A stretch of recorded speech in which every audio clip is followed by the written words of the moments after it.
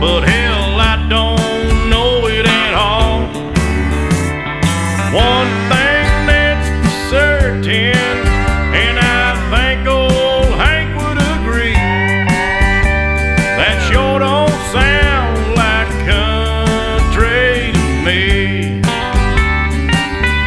Well, if it ain't broke, don't fix it.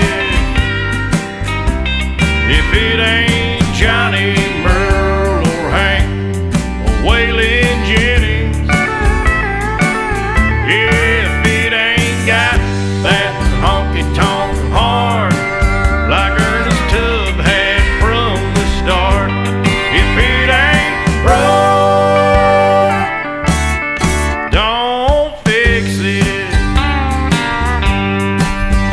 Well, nowadays in Nashville is like the Hollywood of the South. So-called country singers singing songs they know nothing about, swimming